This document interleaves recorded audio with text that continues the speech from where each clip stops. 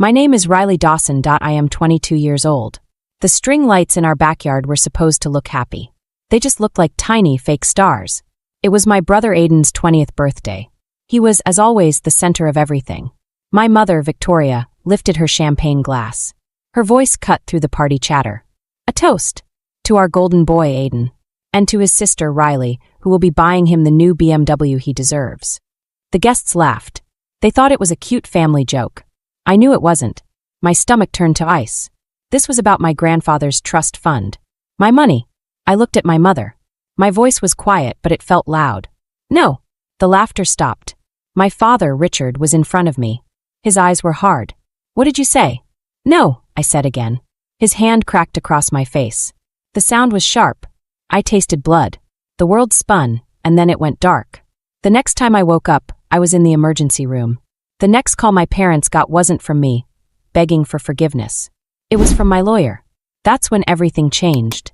But before I tell you how everything flipped, like and subscribe, drop a comment, where are you watching from? Our house was a lie. From the street, it was perfect. 124 Willow Creek Drive. It was a big, white house with a green, perfect lawn.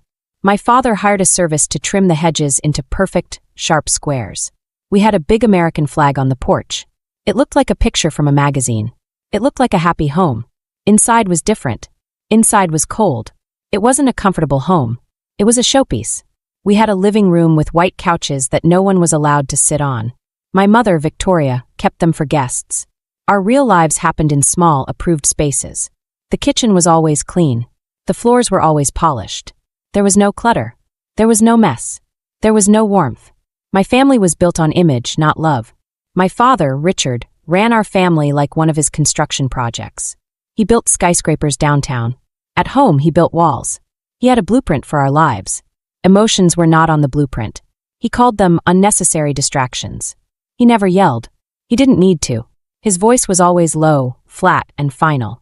Dinner was at 6 p.m., not 6:01. My grades had to be A's. A B was a failure of effort. He didn't ask what I wanted to be. He told me, "You will go into business. It's practical." He didn't see me. He saw a part of his plan, a piece that needed to be managed. My mother, Victoria, was in charge of the image. She was beautiful, elegant, and cruel. Her cruelty was quiet. She never raised her voice. She wrapped her insults in love and concern. When I was in high school, I was excited to go to a dance. I tried on a dress I loved. It was yellow. My mother smiled, a tight, thin smile. "Oh, Riley, that color. It makes your skin look so sallow." She tilted her head. "I'm only telling you because I love you. You don't want people to talk." I went back to my room and cried. I wore a gray dress she picked out. I always ended up wearing the gray dress. She was the one who controlled the social calendar. The charity dinners. The neighborhood parties. At these events, she was a different person. She was warm. She laughed. She touched people's arms. She would turn to me and hiss, "Smile, Riley. People are watching. Don't look so miserable." Then there was my brother, Aiden. Aiden was the legacy. He was the golden boy. He was the whole reason for the house, the parties, the image. He was 2 years younger than me, but he was always more important. He was the son, the one who would carry on the Hale name. When Aiden broke a window playing baseball, my father laughed. "He's got a strong arm. That's my boy." When I accidentally spilled a glass of milk, my mother sighed. "Riley, you are so clumsy. You need to be more careful." Aiden got the new car for his 16th birthday. I got the old family minivan. Aiden got praise for his B average. "He's so involved in sports," my mother would say. "He's a leader." I got a flat good for my straight A's. My job was simple.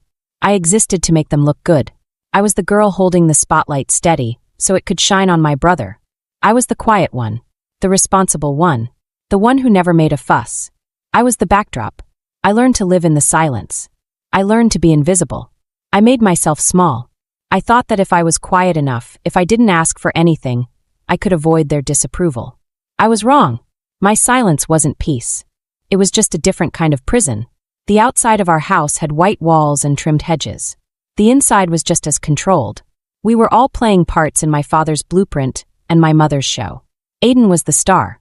I was the stagehand, and I was getting very, very tired of holding the light. There was one person who saw me. My grandfather, Harold Rowan. He was my mother's father. He was nothing like them. He was warm. He smelled like old books and peppermint. He was a lawyer, but he wasn't a cold, hard man like my father. He had a laugh that shook his whole body. My mother thought he was unrefined. He thought she was a fool. He was right. When I was a little girl, he would sit me on his knee. "What are you thinking, Riley girl?" he would ask. Not what was I doing. What was I thinking? No one else ever asked me that. I told him about the stories in my head. He listened. He bought me my first journal. "Write it down, Riley," he said. "Your voice matters." He died when I was 18, just before I started college. It was the first time I really, truly cried. My parents were annoyed. "It's a funeral, Riley, not a performance," my mother whispered to me in the church. A week later, his lawyer called me. My parents insisted on being in the room. The lawyer, a kind man named Mr. Rowan, he had taken over my grandfather's firm, looked at me. "Your grandfather, Harold, left you something specific. He had left me a personal trust fund. It was just for me. It was not a small amount. It was enough money to be free. Enough to buy a small house. Enough to leave." My parents were furious. "A personal trust?" my father said after the lawyer left. His voice was tight. "That's divisive. He's trying to separate you from this family." "It's unnecessary," my mother said, her lips a thin white line. "Your grandfather always spoiled you. It's not appropriate for a girl your age to have that much." They didn't want me to have money. They wanted the family to have money, which meant they wanted the money. The terms of the trust were clear. I couldn't touch the main part until I was 25. But my parents were not the trustees. My grandfather was smart. He made Mr. Rowan the trustee. My parents only had the ability to co-sign on withdrawals for education and living expenses. For 4 years, they acted like the trust didn't exist. They paid my college tuition from their own accounts as a show of control. The trust just sat there. It was my secret, my escape plan. But they knew about it, and it bothered them. "Riley," my father would say at dinner, "we are thinking of remodeling the kitchen. A family investment. You should contribute from your fund. Riley, dear," my mother would say, "we are donating to the new hospital wing. It would be a wonderful gesture for you to contribute. From your grandfather's money." I always said no. I said I was saving it for my future. This made them angry. It was the one thing, the only thing, I had that they could not completely control. Then, Aiden's 20th birthday approached. Aiden wanted a BMW, a black 4 Series convertible. He talked about it constantly. He left pictures of it on the kitchen counter. He joked about it with my father. I assumed my father would just buy it for him. It's what he always did. One night, about a month before the party, we were at dinner. The silence was thick as usual. Just the sound of forks on plates. My father cleared his throat. "Aiden, your mother and I have decided on your birthday gift." Aiden looked up, a sly grin on his face. "Is it the BMW?" "It is," my mother said, smiling. Then she turned her smile to me. It felt like a trap. "And we have the most wonderful news. Riley is going to buy it for you." I froze. My fork stopped halfway to my mouth. "What?" "It's a wonderful gesture," my mother continued, her voice smooth. "A sister supporting her brother. We'll use your trust fund. Your father and I have already discussed it with the bank. It's all arranged. You just need to sign the papers." I looked at my father. He was nodding, a stern look on his face. "It's a good use of the money, Riley. An investment in the family." I looked at Aiden. He was already celebrating. He raised his water glass. "To me. And to Riley's money." I put my fork down. My hands were shaking. "No." The word was so small. It felt like a rock I had just thrown through a window. Aiden's smile vanished. "What do you mean, no?" My mother's face tightened. "Riley, don't be selfish. This is for your brother." "It's my money," I said. My voice was shaking, but I said it. "My grandfather left it for me." "You are being disrespectful." My father's voice was a low growl. "Your grandfather was a foolish old man. We are your family. We decide how that money is used." "No," I said again. This time my voice was stronger. I stood up. My chair scraped on the floor. It sounded like a gunshot. "I'm not buying him a car." My father stood up. He was much taller than me. He pointed a finger at my face. "You will do this, Riley. You will not embarrass this family. I will have the papers on my desk tomorrow. You will sign them." I ran to my room. I locked the door. I could hear them yelling downstairs. My mother's high, angry voice. My father's low rumble. For the next month, they gave me the silent treatment. They acted like I didn't exist. They were waiting. They thought I would break. They thought I would choose peace and just give in. They were planning the party. They were planning the public announcement. They were planning to force me. The mask of our perfect family was cracking. And I was the one holding the hammer. My life was split in two. There was the Hale house, and there was the rest of the world. The rest of the world was my refuge. I worked part-time at the Millwood Public Library. It was an old, quiet building that smelled like paper and dust and floor wax. I loved it. It was the only place I felt calm. My job was simple. I checked books in. I checked books out. I pushed a cart and put books back on the shelves. I was surrounded by stories. Stories of people who were brave, people who fought back, people who escaped. My boss was Mrs. Kemp. She was an older woman with gray hair and kind, crinkled eyes. She didn't ask me about my family. She didn't ask me about my future. She just smiled when I came in. "Good afternoon, Riley," she'd say. "Glad to have you." I was seen. I was glad to have. At home, I was a ghost. At the library, I was a person. I was also in my last year at the local university. I wasn't in the business program my father wanted. I was in creative writing. It was my one small rebellion. He allowed it because he thought it was a soft, useless degree. He didn't care about it. But I did. My classes were my real education. I wrote stories about families with dark secrets. I wrote about girls who felt invisible. My professors liked my work. They said I had an honest voice. I didn't know how to tell them that I was just writing the truth. I was writing my own life, just with different names. Then my shift would end. My classes would be over. I would get into my old, rattling car. And I would drive home. The second I walked through the front door, I would disappear. Riley, the college student, the library worker, the writer, would vanish. I would become Riley, the servant. "Riley, I'm home," Aiden would yell from the living room. He'd be on the sofa, his shoes on the white coffee table, playing a video game. "Riley, get me a soda." "Riley, where's the remote?" "Find it." "Riley, my friends are coming over. Make sure we have chips. The good kind." He never said please. He never said thank you. He just gave orders. He was 20 years old, but he acted like a king. And I was his subject. I would get him the soda. I would find the remote. I would go to the store and buy the chips. Why? Because it was easier. It was the path of least resistance. A fight with Aiden meant he would complain to our mother. Our mother would then come to me. "Riley, why are you upsetting your brother? He's under so much pressure at school. You need to be more supportive." Supportive. That was their word for it. One afternoon, I was in the kitchen making snacks for Aiden's friends. I was invisible to them. They were talking about parties.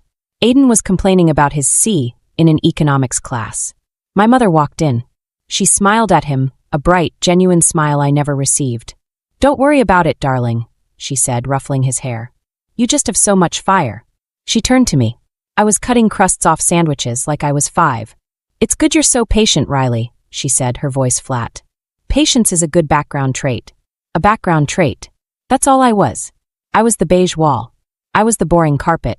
I was the background so Aiden's fire could look brighter. So I learned to live in the background. I learned to avoid conflict. I made myself smaller and smaller. I stopped having opinions. "What do you want for dinner, Riley?" "Anything is fine." "Do you like this movie?"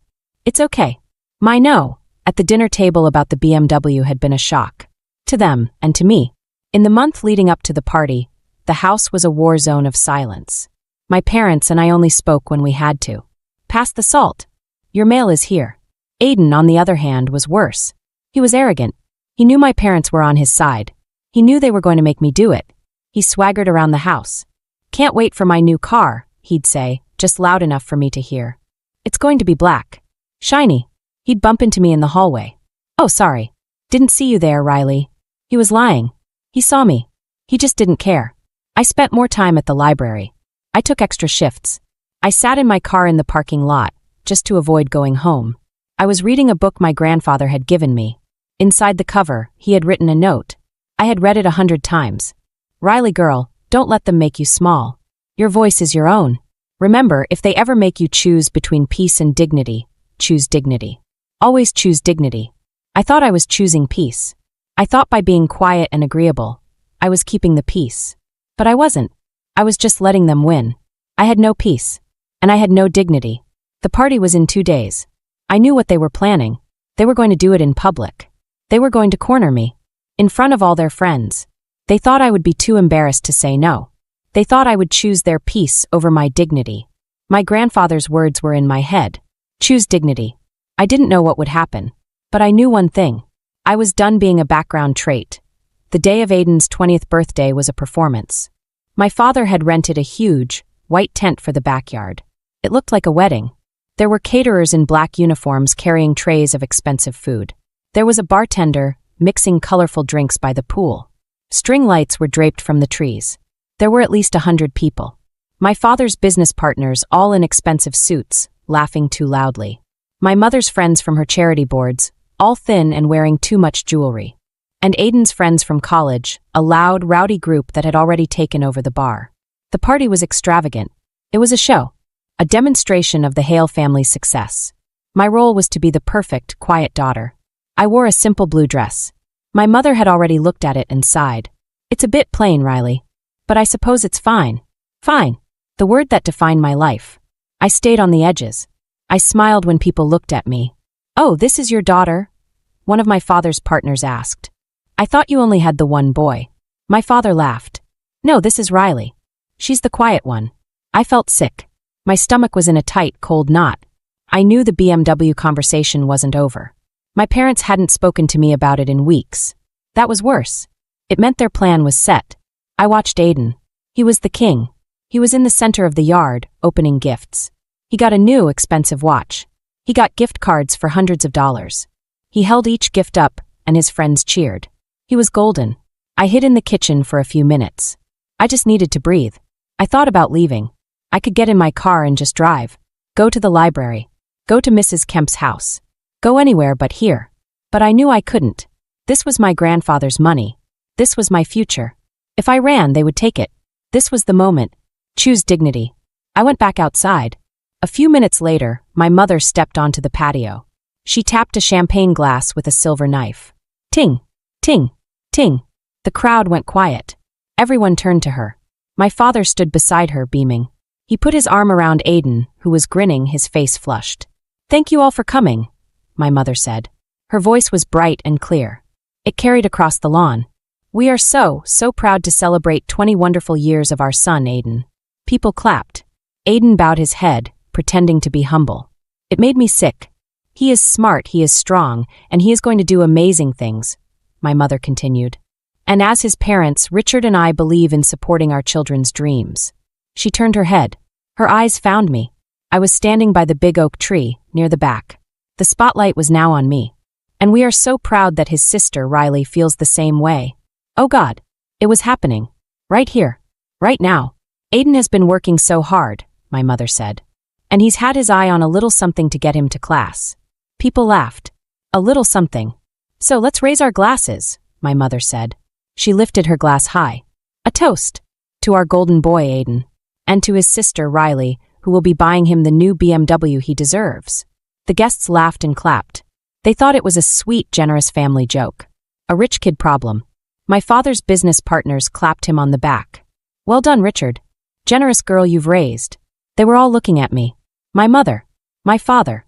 Aiden. All their friends. They were all smiling. Waiting for me to smile. To nod. To raise my glass. To be the good, quiet daughter. To be the background trait. My blood was roaring in my ears. I felt like I was outside my own body. I saw my mother's perfect smile. I saw my father's proud, arrogant look. I saw Aiden's greedy, triumphant grin. I looked right at my mother. My voice was quiet, but in the sudden silence, everyone heard it. "No!" The laughter stopped. A few people looked confused. My mother's smile froze. It didn't fade. It just froze. "What?" she whispered. Her voice was tight. Aiden's face turned red. "Riley, what are you doing? Stop it." My father's face went dark. He stepped off the patio. He started walking toward me. He moved slowly like a predator. "Riley," he said, his voice dangerously low. "We are not doing this here." "I'm not buying him a car," I said. My voice was shaking, but I said it. I said it to my father. I'm not using my trust for him. He was in front of me now. He was a big man. He blocked the party lights. "You are embarrassing me," he hissed. "You are stealing from me," I whispered. It was so fast. I didn't even see it coming. His hand. A blur. The sound was a crack. It was louder than any champagne glass. It echoed. My head snapped to the side. The force was incredible. It knocked me off my feet. I stumbled back, my head hitting the hard trunk of the oak tree. My face exploded. Pain. Sharp, burning pain. My ear was ringing. I could taste salt and copper. Blood. The party went completely, utterly silent. A woman gasped. Someone dropped a glass. It shattered. I slid down the trunk of the tree. I was holding my face. I was dizzy. The string lights were spinning. My mother was at my side in an instant. I thought for 1 second she was going to help me. She grabbed my arm. Her nails dug into my skin. Her face was white with rage. "Get up," she hissed. Her voice was a snake's. "Get up and smile, Riley. You're making a scene." A scene. I was on the ground. My face was bleeding. My father had just hit me. And she was worried about a scene. I looked past her. I saw my father. He wasn't looking at me. He was turning back to his guests. He was laughing. A short, nervous laugh. "A little family disagreement," he said, waving his hand. "You know how emotional daughters can be." I saw Aiden. He was just staring at me. His face wasn't concerned. It was angry. He was furious. "You ruined my party," he mouthed at me. "Smile, Riley," my mother hissed again, pulling my arm. "Smile now." He hit me," I whispered. My vision was going blurry. My head hurt. Not just my face. My head. I put my hand to the back of my head. It felt wet. I pulled it away. My fingers were dark. Blood. "I'm dizzy," I said. "Stop this," my mother said. "Stop this performance." The spinning got faster. The world was tilting. The last thing I saw was my mother's furious, perfect face. Then everything went black. The next time I opened my eyes, the lights were bright. Fluorescent. They hummed. I smelled bleach. I was on a hard bed. I was in a hospital. I was alone. The first thing I remember is a sound. A low, constant hum. The light was too bright, even with my eyes closed. It pushed against my eyelids. The second thing was the smell. Bleach and something sweet like old coffee. I opened my eyes. The light was from a long, fluorescent tube in the ceiling. The ceiling was made of white, stained tiles. "She's awake." A voice. A woman. I turned my head. The pain was immediate. A sharp, hot spike from my jaw to my ear. I moaned. "Easy, honey. Don't move too fast." A nurse was standing next to me. She had kind eyes and a tired face. She was wearing blue scrubs. "Where?" My voice was a croak. My mouth was dry. My lip was fat. "You're at St. Jude's Hospital," she said. "You had a nasty fall. Do you remember what happened?" "A fall." That's what they must have told the paramedics. I remembered my father's hand. The crack. My mother's voice. "You're making a scene." I didn't answer. I didn't have a yes or no for that. I tried to sit up, but my head spun. The back of my head felt heavy and wet. "Whoa, hold on," the nurse said, putting a gentle hand on my shoulder. "You've got 6 stitches back there. You hit that tree trunk hard." She looked at my chart. "Says here you fainted. Is that right?" I looked at her. I couldn't form the words. I couldn't say, "My father hit me." It was the one rule of our family. You do not talk about family business. You do not air dirty laundry. I'm dizzy," I whispered. "I'm not surprised. The doctor said you have a severe concussion and a hairline fracture in your cheekbone. We'll need to keep you for a few hours, just to watch you." She was kind. She gave me a small cup of water with a straw. It hurt to drink. "Are your parents in the waiting room?" she asked, checking her chart again. "We tried calling the number on your ID, but no one answered." My stomach went cold. Of course they didn't answer. They weren't here. They hadn't come. I was on the ground, bleeding. They let me go. They probably watched the ambulance drive away, worried about what the neighbors would think. "No," I said. "They're not, they're busy." The nurse gave me a long look. It was a look I had never seen. It wasn't pity. It was knowing. "Okay, honey. Well, you'll need someone to drive you home. You can't be alone for the next 24 hours. Concussion protocol." She left. The curtain clicked shut. I was alone with the hum of the lights. A few minutes later, the curtain opened again. It wasn't the nurse. It was a police officer. She was tall, with her hair in a tight bun. Her name tag said Rivera. "Miss Hale?" she asked. Her voice was not warm. It was flat. Official. "Yes. I'm Officer Rivera. I was at the party. I was part of the noise complaint call." I just stared. A noise complaint? The paramedics who brought you in, they filed a report.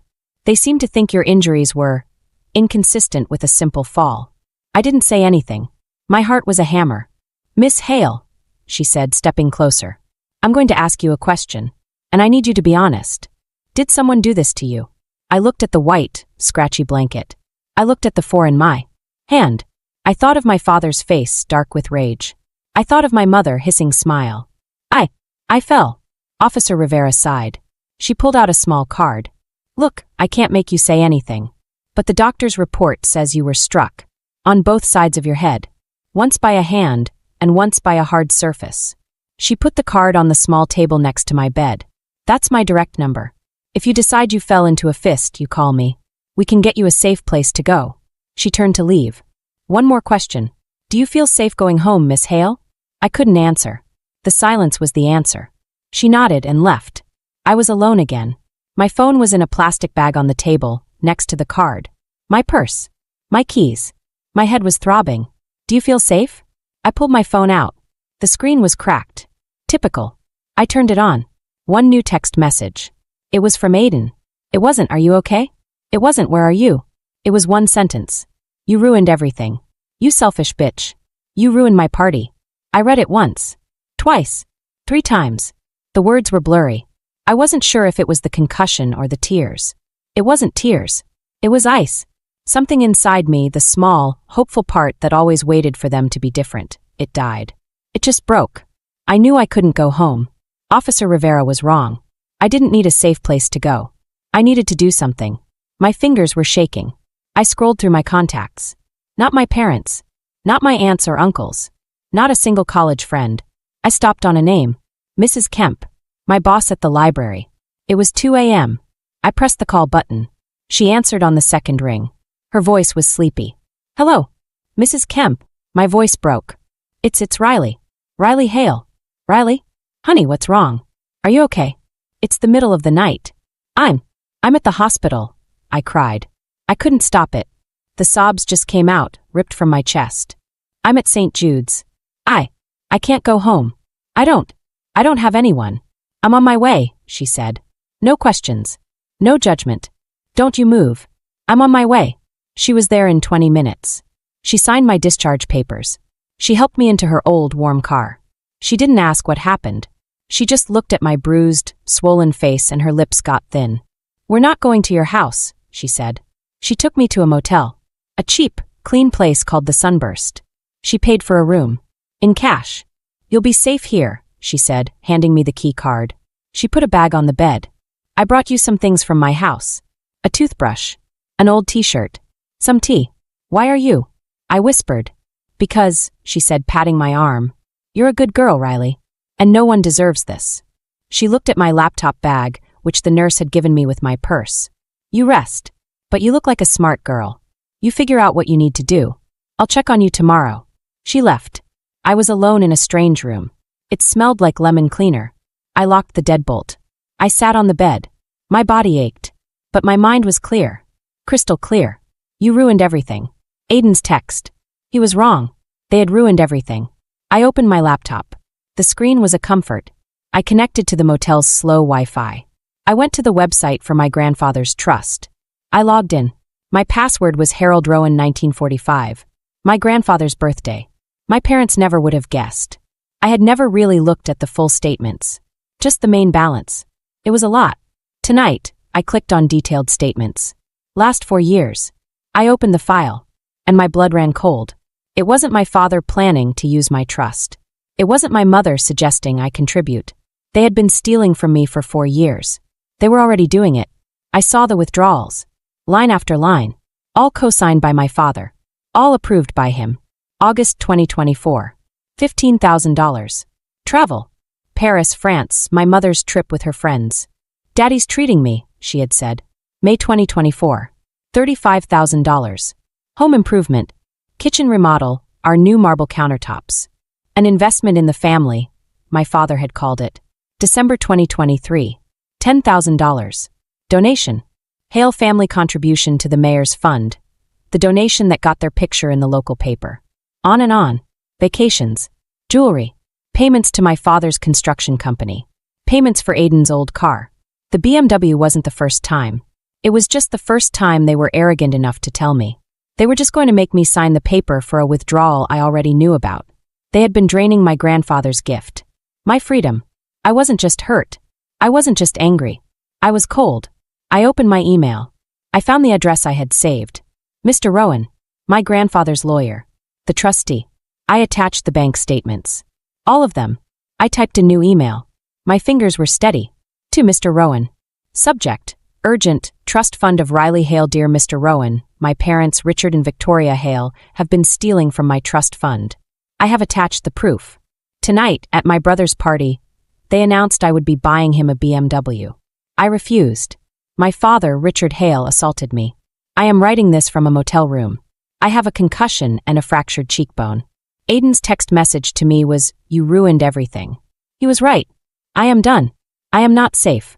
My grandfather told me to choose dignity. I am choosing it. Please help me. Sincerely, Riley Hale. I hit send.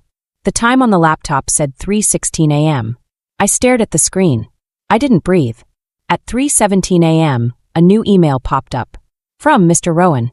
Subject: Urgent. Dear Riley, I've been waiting for this. Your grandfather always said you were the strong one. You did the right thing. Do not go home. Do not talk to them. Do not answer their calls. Be at my office at 9 a.m. We have work to do. P.S. Don't worry about the police. I'm handling that too. I closed the laptop. I turned off the light. I lay down on the hard motel bed. My face throbbed. My head pounded. I smiled. And I fell asleep. The next morning, I woke up to a face I didn't recognize. I was in the motel bathroom. The mirror was old with black spots on the edges. The light was a buzzing yellow bulb. The left side of my face was a map of new colors. Purple. Yellow. A dark, ugly green. My lip was split and swollen. My left eye was almost swollen shut. The back of my hair was matted and stiff with dried blood. I looked like a victim. I was a victim. But I had never felt less like one. I took the longest, hottest shower of my life. I stood under the water until my skin was red. I used the tiny, paper-wrapped bar of motel soap. I scrubbed my skin, trying to wash the house off me. The smell of it. The feel of it. I focused on my hair. The blood was hard. I had to pick it out. It was disgusting. I watched the water turn pink and brown. I watched it circle the drain. I imagined it was my old life. My silence. My fear. All of it going down, down, down. I washed it all away. When I stepped out, I felt new. I felt raw. But I felt clean. Mrs. Kemp met me in the lobby at 8:30. She had a bag with a clean, old sweater and a pair of jeans. They're from the library's Lost and Found, she said. Washed them this morning. Thank you, I said. My voice was raspy. She drove me to a tall, glass building downtown. Rowan, Finch and Associates, the sign said. Are you going to be okay? She asked. Yes, I said. I think I am. I walked in. Mr. Rowan was nothing like my grandfather. He was young. He wore a sharp gray suit. He had a hard, square jaw and eyes that looked like they missed nothing. He saw my face. His expression didn't change, but his eyes got colder. Miss Hale, he said. Riley, I'm sorry we're meeting like this. But I'm glad we are meeting. He took me into a conference room. It was high up. I could see the whole city. Your grandfather was a very, very smart man, Mr. Rowan said, sitting across from me. He had a stack of papers. He loved you very much. He also did not trust your parents. At all. He put a clause in your trust. I call it the hardship clause. He made me the sole trustee with a very specific instruction. If I, the trustee, determined that you were in physical, emotional, or financial danger, especially from your parents, all restrictions on the trust would be dissolved. The age 25 rule would vanish. The trust would become yours. Completely. Immediately. He slid a paper across the table. I made that determination at 3:18 a.m. My hand was shaking. What does this mean? It means, he said, that as of 9:01 a.m. this morning, you are a very wealthy woman, and your parents have been completely and totally cut off. Their cosigner status is gone. Their access is gone. I started to cry. Quietly. They took so much. Yes, they did, he said. He pushed a second file toward me. This is a preliminary report from our forensic accountant. I had him start at 4 a.m.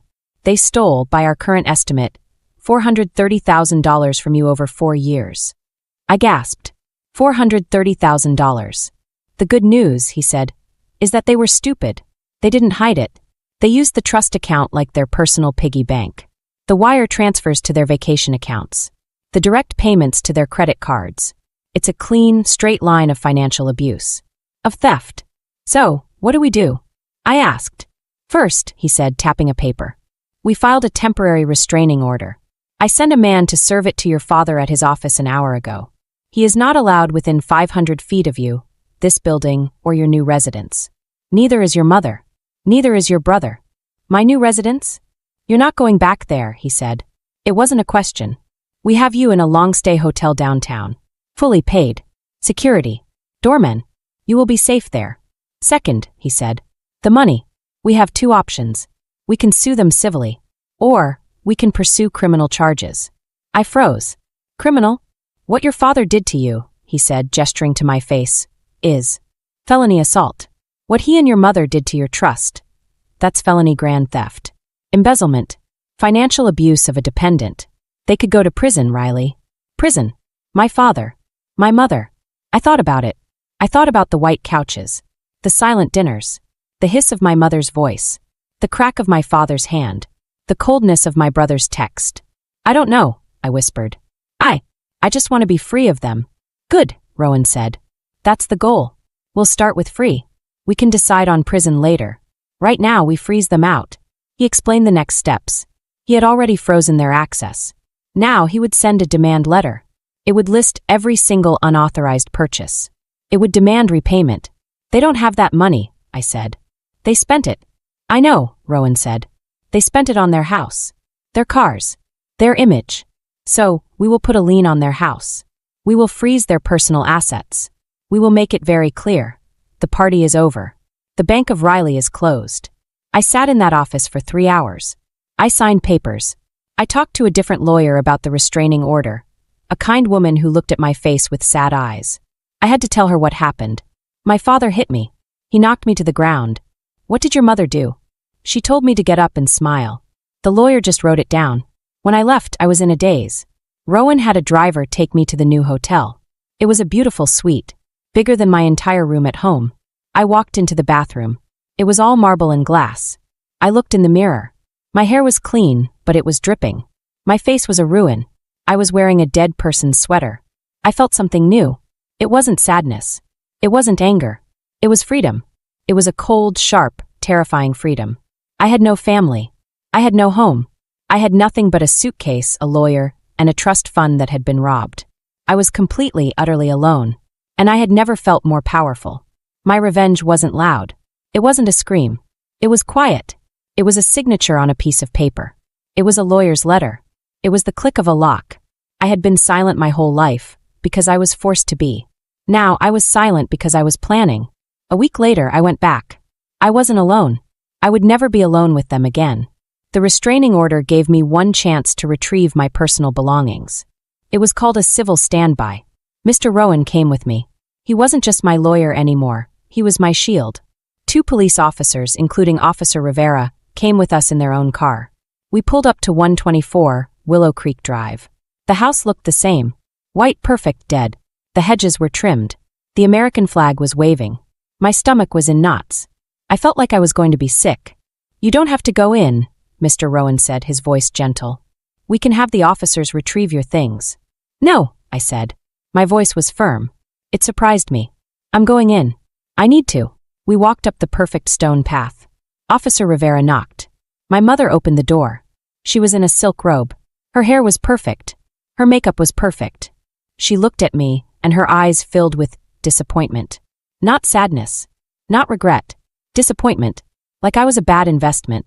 Riley, honestly, she said, her voice dripping with irritation. A police car? What are the neighbors going to think? This is a disgrace. Ma'am, Officer Rivera said. We are here to ensure Miss Hale can retrieve her belongings. Her belongings? My mother said with a light, false laugh. This is her home. She can come in whenever she... No, I said. My mother's eyes snapped to me. What did you say? This is not my home, I said. That's enough, a voice boomed. My father, Richard Hale. He walked into the entryway. He was wearing a suit, but his tie was loose. His face was red. He looked tired, and he looked furious. Riley, he growled. This game is over. You call off your lawyer. You apologize to your mother. And we will consider letting this go. This was it. The moment. Mr. Rowan stepped forward. He was shorter than my father, but he seemed to take up all the air in the room. Mr. Hale. Mrs. Hale. Good afternoon, he said, his voice as cold and hard as the marble floor. My name is Mr. Rowan. I am Riley's counsel. We don't care who you are, my father snarled. Get off my property. It's not your property, Mr. Rowan said. Not entirely. We'll get to that. He walked past them, uninvited, and went into the living room. The white couch room. He set his leather briefcase on the glass coffee table. Click. Click. He opened it. My parents are trying to lecture me, I thought. They think they are still in charge. First, Mr. Rowan said, pulling out a document. He slid it onto the table. This is a copy of the permanent restraining order. It was signed by a judge this morning. You are to have no contact with Riley. At all. Any attempt to call, text, email, or speak to her will result in your arrest. My mother gasped. Arrest? That's absurd. I'm her mother. You are her abuser, Rowan said, his voice flat. He pulled out a second stack of papers. A thick stack. Second, he said. This is a copy of the letter we sent your bank. Your access to Riley's trust fund has been terminated. My father laughed. A short, ugly sound. We know. You cut it off. A technicality. We'll have that sorted out by. No, Rowan said. You won't. Because this is a list of every unauthorized, fraudulent withdrawal you have made from your daughter's trust for the last 4 years. The $15,000 for Paris. The $35,000 for this kitchen. The $430,000 in total. All of it. My mother's face was white.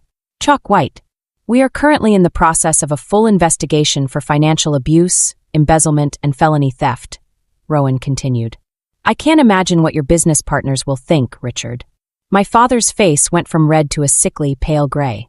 You can't, my mother whispered. That's family money. It was never your money, I said.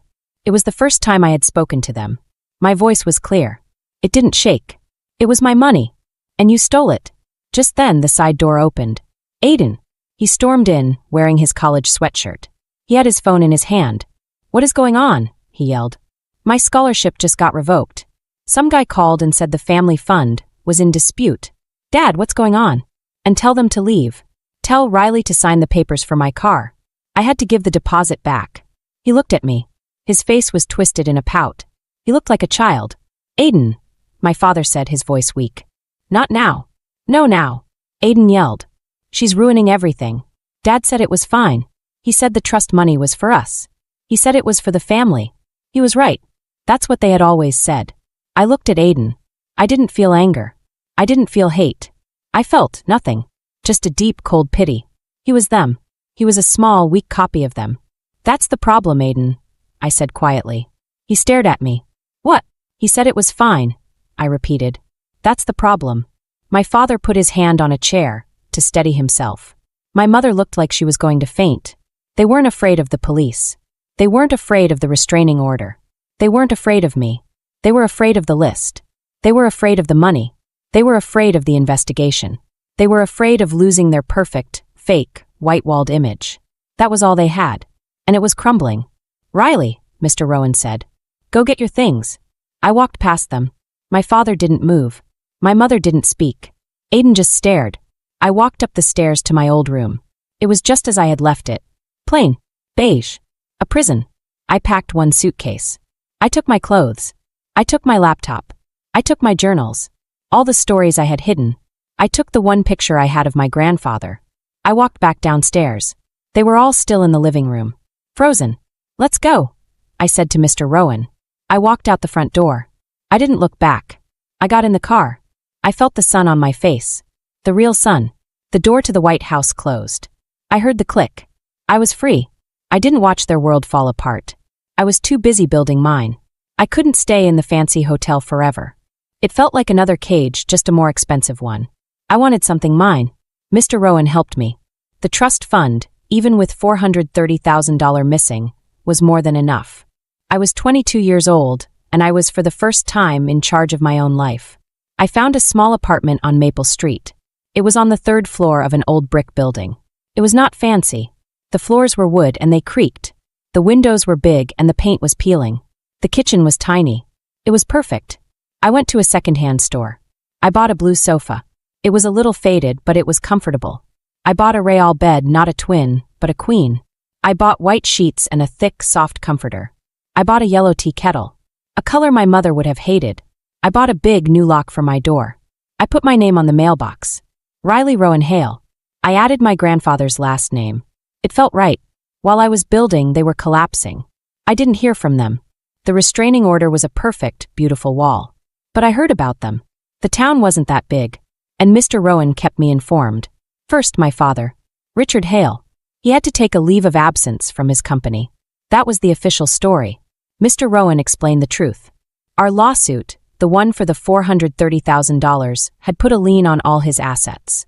The bank froze his accounts, pending the investigation. He couldn't make payroll. His business partners were furious.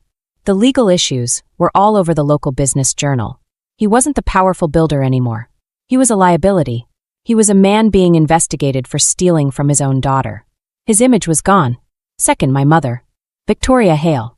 She loved her social life, her charity boards, her garden clubs, her parties. Well, the news spread. Whispers. You know the Hales? Richard is in legal trouble. Misuse of trust assets. Can you believe it? Stole from his own girl. She was asked to step down from the hospital charity board. It's not a good look, Victoria. Her friends stopped calling. The invitations stopped coming. Her perfect social world vanished. She was a prisoner in the big, white house. Just like she had made me. Third, Aiden. My golden boy brother. His scholarship was gone. It had been provided by one of my father's business partners. A favor. When my father became a liability, the favor was withdrawn. Aiden couldn't afford the tuition at his expensive private college. He had to drop out. I heard, through Mr. Rowan, that he was trying to get a job. But he had no skills. He had no patience. He had no fire. He just had a name that was now, suddenly toxic. The house on Willow Creek Drive, the perfect showpiece, was in foreclosure. They couldn't pay the mortgage. Not with my father's accounts frozen. The bank was going to take it. Did I feel good? Did I feel victorious? No. I felt quiet. I would wake up in my new apartment. The sun would stream in through the big old window. I would make coffee in my yellow tea kettle. I would sit at my small wooden table. I still worked at the library. I needed the routine. I liked the smell of the books. You look better, Riley, Mrs. Kemp said to me one day. She didn't say, I'm sorry. She didn't say you were right. She just said, you look better. I feel better, I said. And I did. I was still in my creative writing program. I was finishing my degree. One afternoon, I was sitting at my table. The apartment was quiet. It was a good quiet. A safe quiet. I opened my laptop. I had been writing, but I had been writing fiction. Stories about other people. Now I was ready. I opened a new document. I stared at the blank, white page. I typed a title, The Cost of Silence. Then I started to write. I wrote about the White House. I wrote about the silent dinners. I wrote about the beige walls. I wrote about a girl who was forced to be invisible. I wrote about a brother who was a golden boy and a mother who was a queen. I wrote about a father who was a king. I wrote. Our house was a lie. I wrote for hours. I wrote until my fingers hurt. I wrote until the sun went down. I wasn't a victim anymore. I was a witness. I was a survivor. I was a writer. My new life is made of small things. It is the sound of my key in my own lock. It is the smell of my coffee in the morning. It is the way the sun hits the wooden floor in my apartment at 4 p.m. I wake up each morning, and for a few seconds, I am afraid. I am back in the beige room. I am waiting for the sound of my father's heavy footsteps, or my mother's sigh of disapproval. Then I open my eyes. I am in my own bed. In my own apartment. I am safe. The fear goes away. It is replaced by a deep, quiet peace. I finished my degree. My story, The Cost of Silence, was my thesis. My professor said it was one of the bravest things she had ever read. It was published in a small literary journal. I got a check for $200. It was the first money I had ever earned that was truly, completely my own. The lawsuit against my parents is over. They didn't fight. They couldn't. The proof was too strong. They sold the house. The bank took most of the money to cover the lien. They had to give back what they stole from me. It wasn't about the money, but Mr. Rowan said it was about the justice. They moved away. To a small, rented condo in a different state. I do not know where. I do not want to know. Aiden, I heard, works in a hardware store. I don't hate them. I thought I would. I thought I would be filled with a hot, burning anger for the rest of my life. But I'm not. Hate is an emotion. It's a connection. It's a rope that ties you to the person you hate. And I am done being tied to them. I don't hate them. I am simply done with them. They are not my family. They are not my problem. They are just people I used to know. They are a story I have already written. My silence is different now. For 22 years, my silence was a prison. It was a tool they used against me. Be quiet, Riley. Don't make a scene, Riley. Smile, Riley. My silence was about their comfort. Now my silence is my choice. It is the quiet of my apartment as I read a book. It is the silence of my walk to the library. It is the silence in my head when I sit down to write. My silence is no longer a sign of fear. It is a sign of power. It is mine. Tonight, I am sitting in my small apartment. The window is open. I can hear the sounds of the city. Cars. People laughing. I finished my book. My first book. It is my story. All of it. I pour myself a glass of wine. It's cheap, but I like it. I hold the glass up. I look at the reflection of the city lights on the glass. I think about that. Night. The party. The string lights. The champagne. I think about the toast my mother made. The toast that broke my life open. They raised a toast to my obedience. I whisper to the empty, quiet room. I smile. And I raise my own glass. I raise mine to my freedom. If you've ever been dismissed, underestimated, or silenced, hit like, subscribe, and tell me where you're watching from. Your voice matters here.